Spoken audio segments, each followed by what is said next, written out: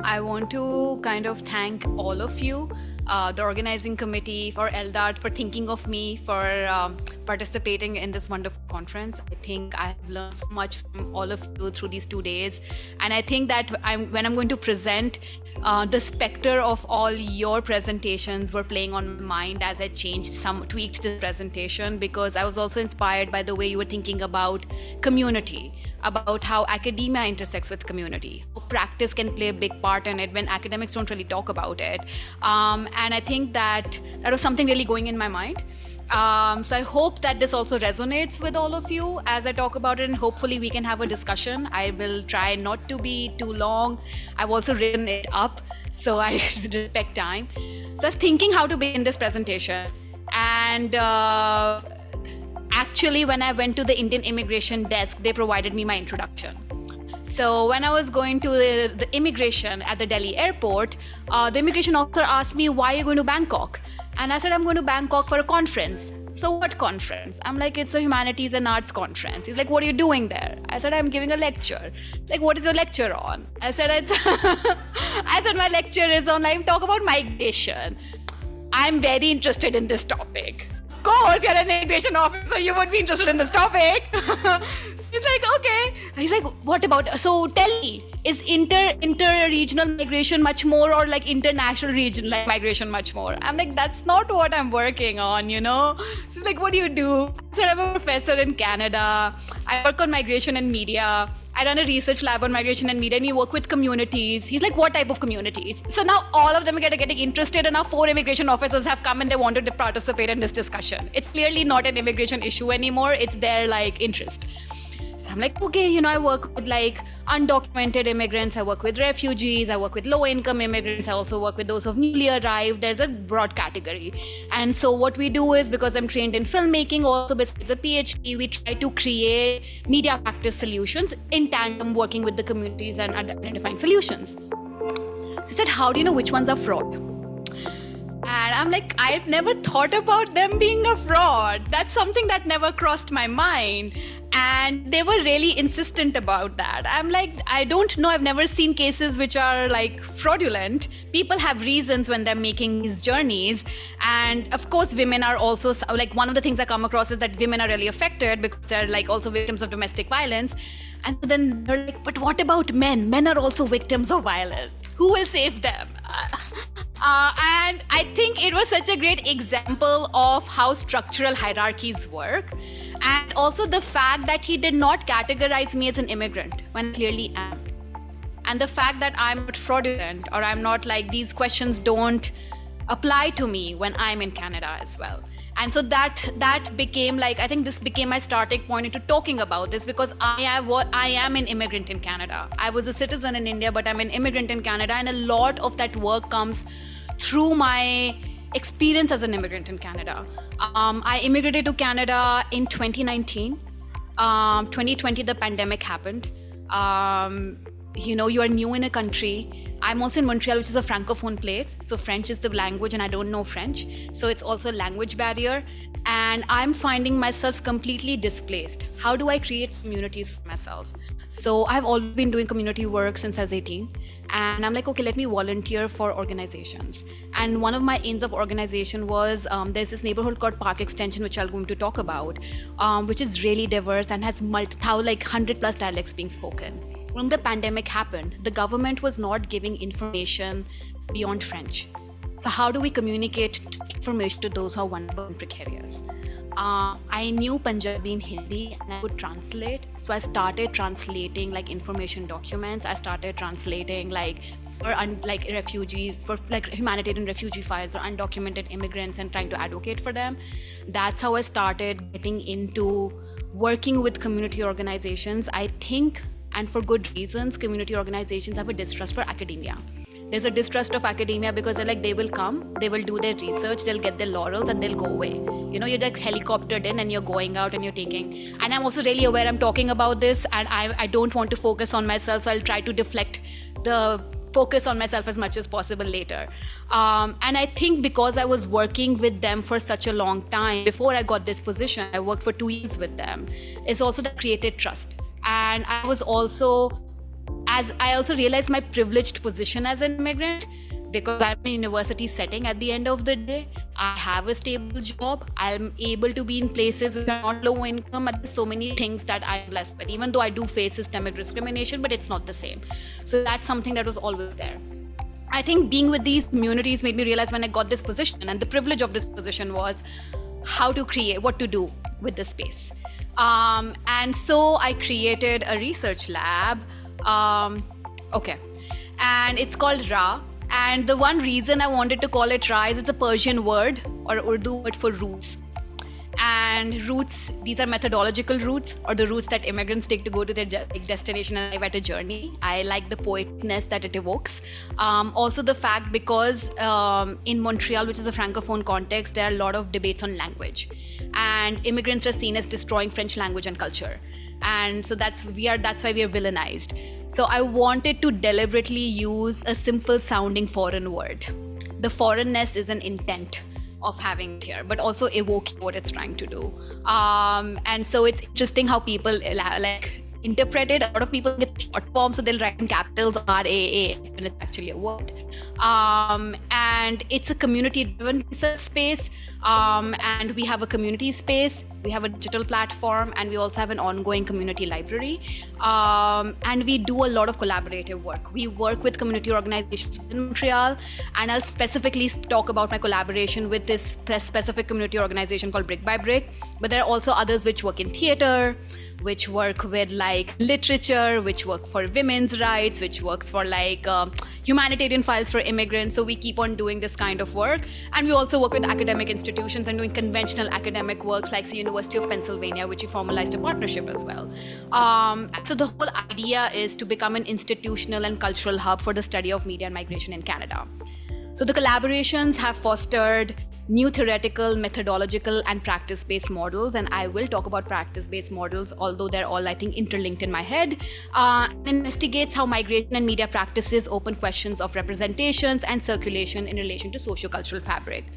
As such, the idea is for the space to become a space where expert knowledge on migration and media is generated, accumulated, and mobilized. So I'll specifically speak about this one project called Mapping ParkX. And we called in the beginning participatory media and affordable housing at Mutual Aid. And it formalized an existing partnership, as I talked about, Brick by Brick, the affordable social housing organization, and with our lab. Just 1 minute.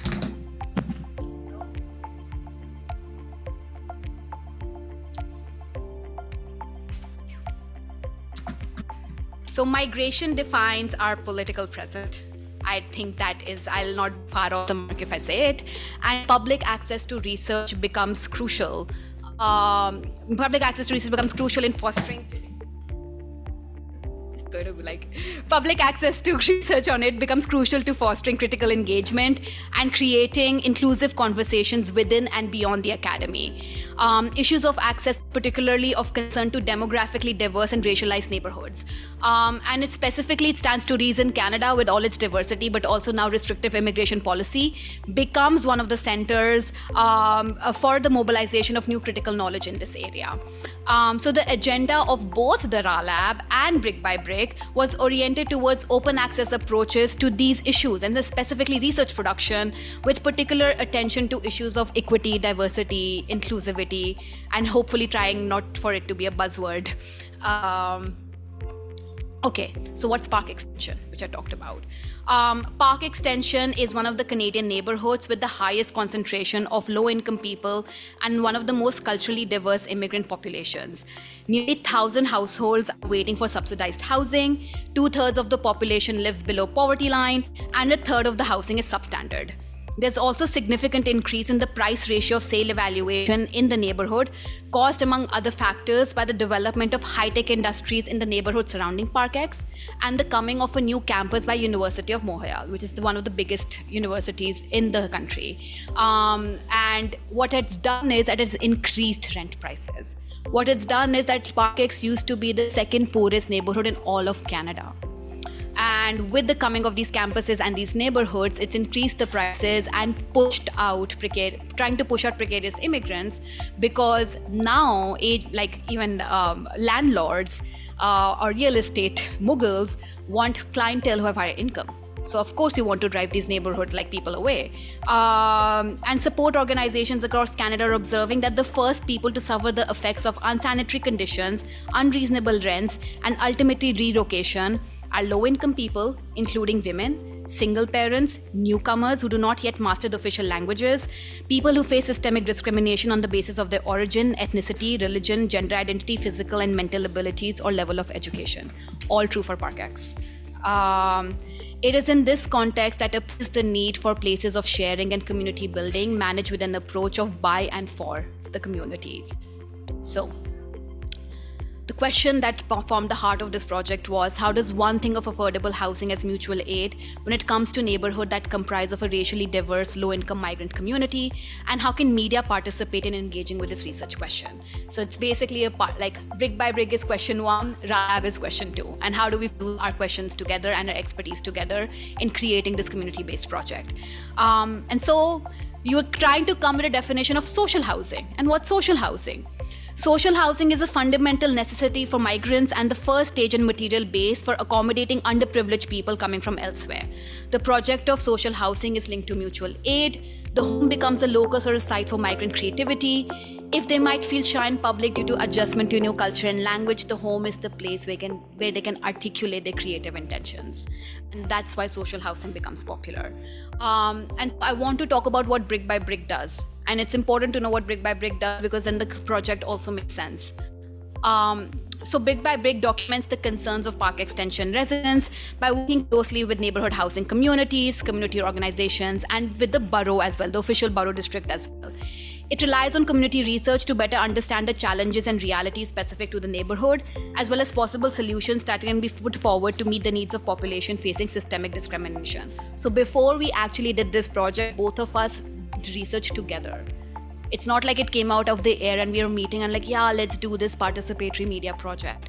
It took us 1 year of planning and conversations and research to actually come to an idea yes, this is what we want to do. This is what makes sense for the neighborhood. How do we come to that idea? And so its aims are to offer a permanent space to allow the establishment of a strong community, bringing together community actors and residents less well served in the community with a view to better live together. And they just have one space, and they were able to, I think, buy another big space through contributions of donors, etc. And that's going to become a big social housing space as well. So this is the second space that they're having. Developing local communities by using community housing as a source of stability and improvement of living conditions, which promotes the social engagement of residents and the community building. And on the other hand, which our lab, the RA lab, thinks about migration and media, and specifically public responses to migration, and how we can kind of get these two together. And so what is this partnership doing? Our partnership then aimed to document and empower low-income, diverse migrant community in ParkX through media oral history project. The overall goal was to use participatory media practices, primarily through the use of video, to create space for the articulation of diverse cultures within Montreal, and through the use of the community space that Brick by Brick had, to facilitate a space where members of the community, students, filmmakers, artists, and community organizers will come meet and participate. And the overall goal of the partnership was to use this methodology in order to empower the residents of the community by equipping them with media making skills. Why is that important? Because when you go to media and you see migrant stories, it's always the model migrant, the resilient migrant, or oh my god, migrants, they're getting something, negative into, they're destroying our culture, they're not learning our language, they're taking our jobs. These are kind of the binary narrative we see. Actually, if we give them the skills to tell their own stories, it surprises us.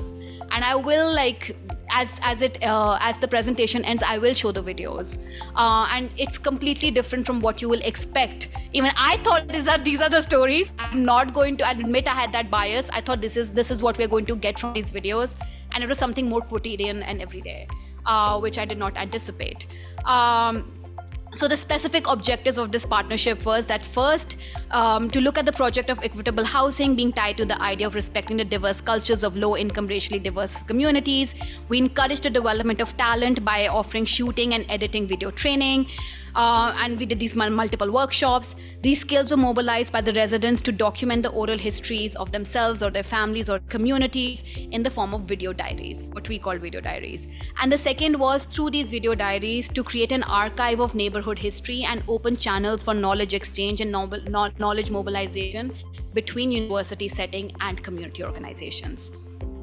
So the project made a case for social housing and mutual aid and the role in respecting diversity, culture, and talent of people belonging to low-income, racially diverse neighborhoods facing systemic discrimination.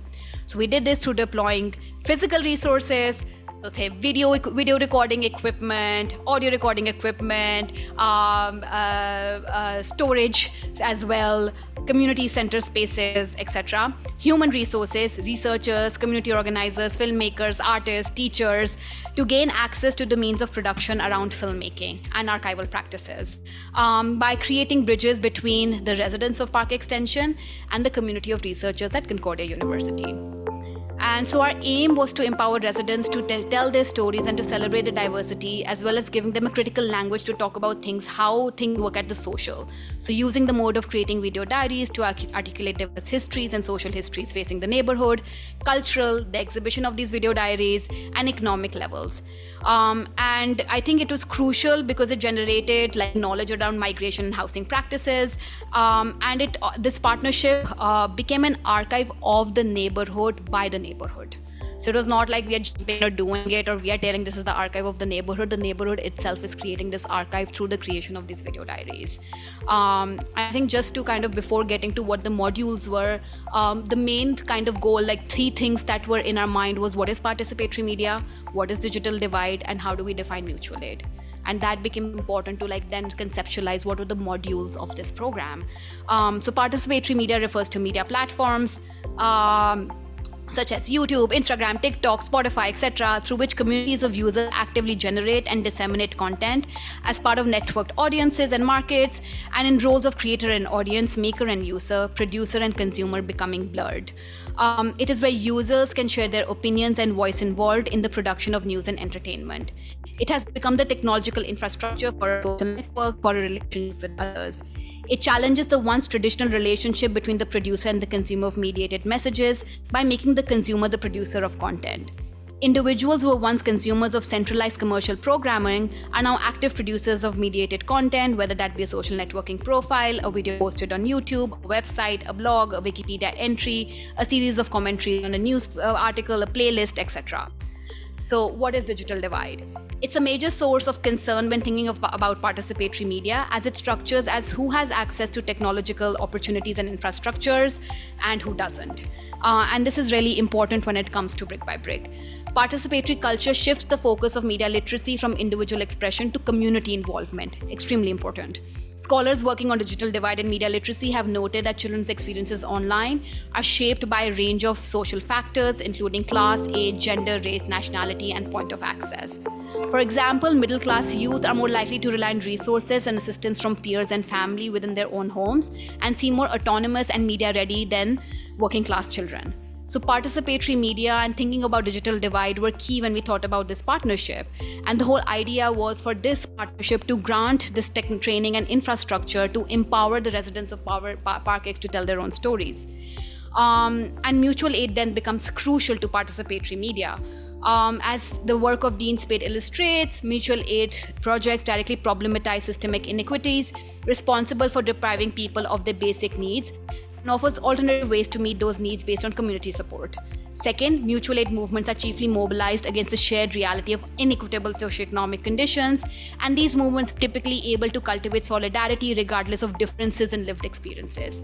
And finally, mutual aid explicitly rejects the notion that expertise is a necessary prerequisite for improving social conditions.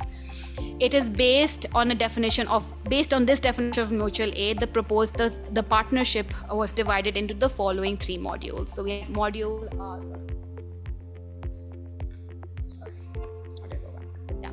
So module 1, module 2, and module 3, which is training, documenting, disseminating. So in the first module, we actually held workshops at the Brick by Brick Community Center. We also had to do an ethics application. We had to get consent forms. We did a consent form like workshop where it was an open house for an entire week. Anybody who was interested to participate and get like this training workshops, they had walk-ins at Brick by Brick, and we would just come. We would give them information. We would go over the form with them. It would be in both English and French, and even Hindi, because it is a big like Indian population there. And based on that, if they're interested, they would sign the consent forms, because we had to do this project. We can't do this project without like consent. Once that happened, we actually got somebody, a trained filmmaker, to come and do a week-long workshop of how to shoot video, how to like light for video, of how to edit video, how to record sound for video. So we will be in one space, and we also used to all eat together and lunch together. So it was like a day-long kind of workshops. And what we told them was, we brainstormed those ideas. The idea was that you can drop whenever you want to. You're not obligated to complete the project from start to finish. If you feel uncomfortable, drop out. We are not going to hold it against you. If you don't want us to have whatever like footage you have shot, we will not have that with you. But for finished projects, we do want like a copy of your finished work and a copy of the raw footage as archive. But those who have walked out before the finished work, we are not going to keep that with us. So that was always this kind of thing that it was part of like our application or consent form as well. Number 2 was the documentation process where they were shooting.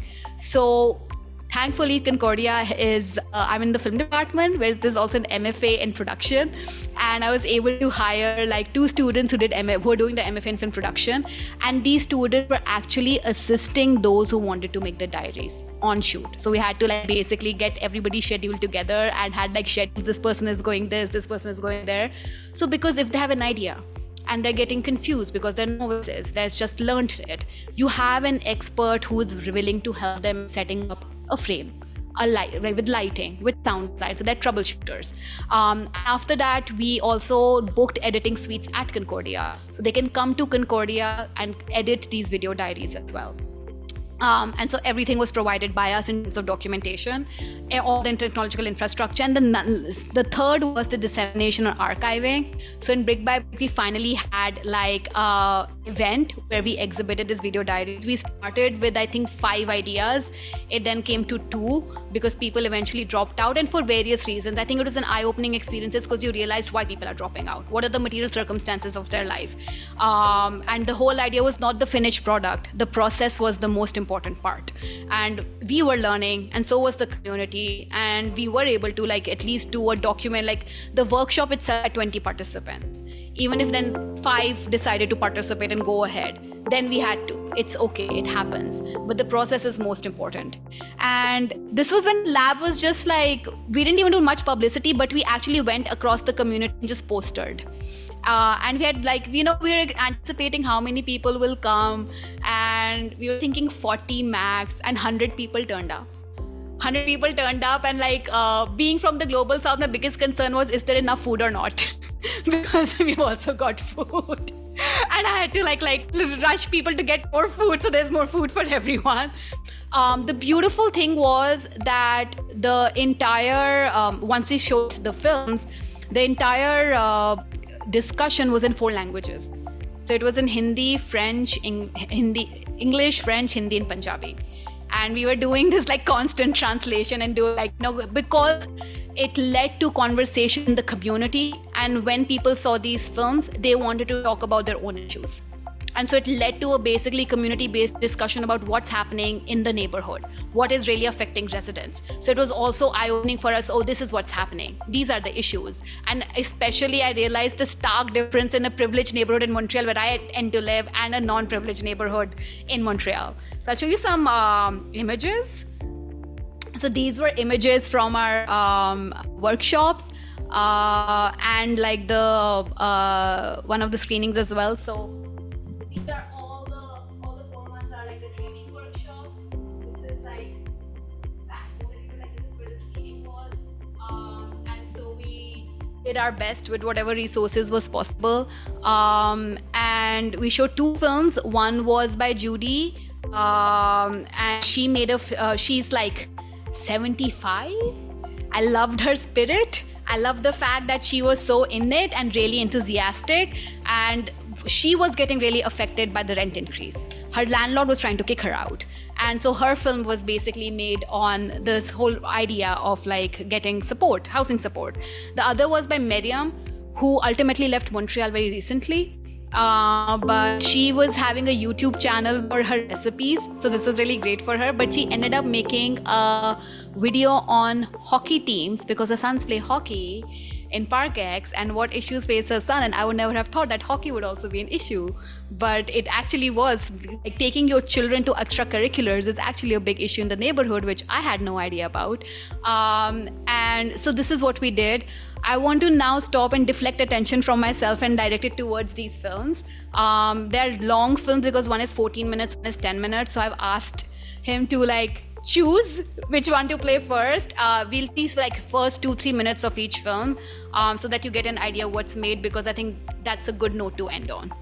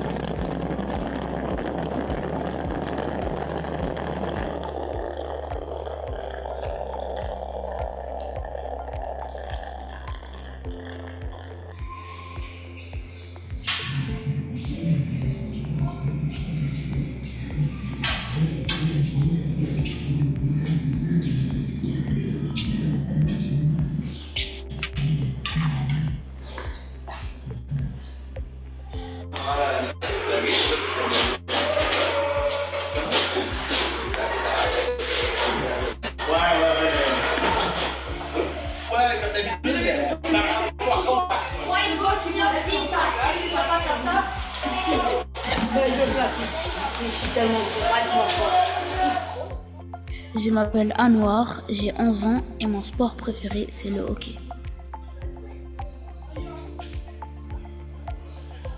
J'ai commencé à patiner à 3 ans jusqu'à 9 ans. J'ai commencé à jouer au hockey à 9 ans grâce à mon ami. Et j'ai vraiment aimé ça. C'est ça qui m'a aidé à venir jusqu'ici en 2023. Et j'espère que je pourrai augmenter le niveau.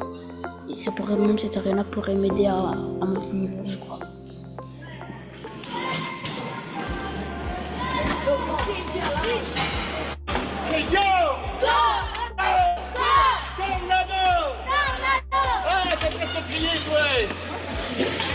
Ouais, on tourne en rond, on patine.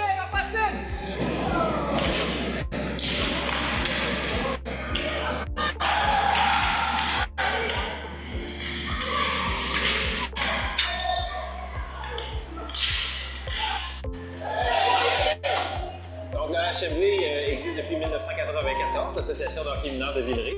Elle avait pris le relais d'une ancienne.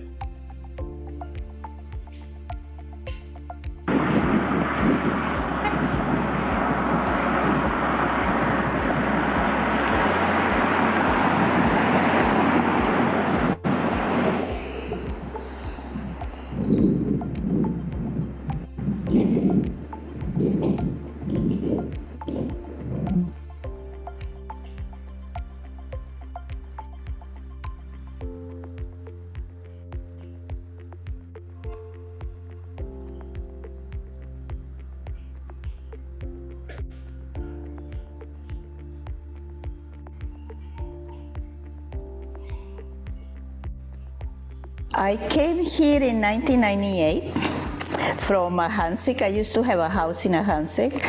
And when I came here to a 4.5 here on Lacadie, a noisy street, lots of pollution, I wasn't very happy. Big transition, you know, from being in a big house.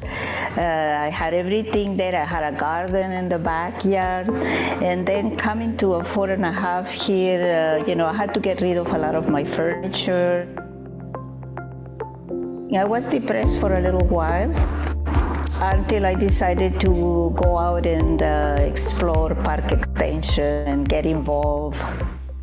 as I got to know Park Extension and get involved, and then finding out that there were a lot of resources, and especially during the pandemic, I had a lot of help. I used to have a meal every day delivered at my door.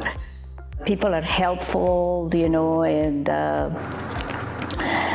well, the solidarity of Park Extension is really incredible. I mean, it's like they help everybody, not just French Canadians or English, but they help, we are an ethnic community.